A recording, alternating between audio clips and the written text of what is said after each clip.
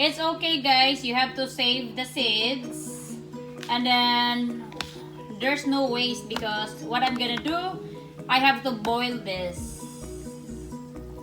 Put the seeds here when it's boiling and wait for 10 minutes. And check the seeds.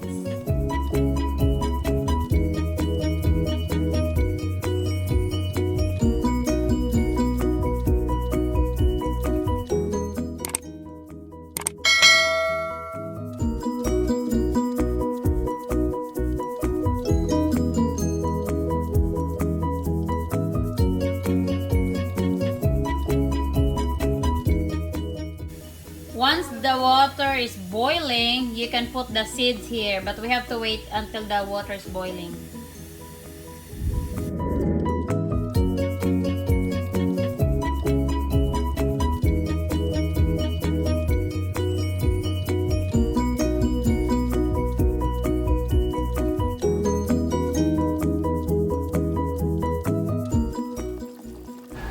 So you have to check every now and then, make it sure that it's not really cracking the seeds, not overcooked, and you have to put a cover bag.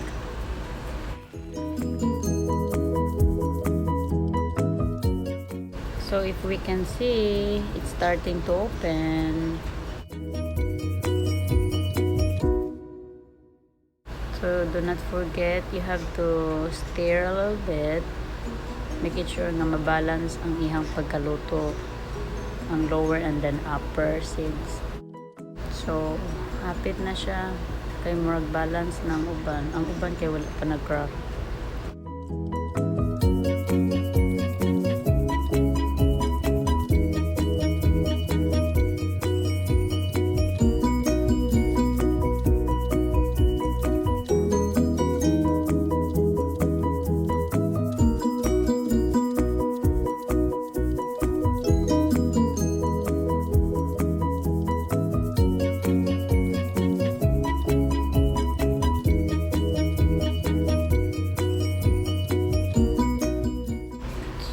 Ready na siya pang snack.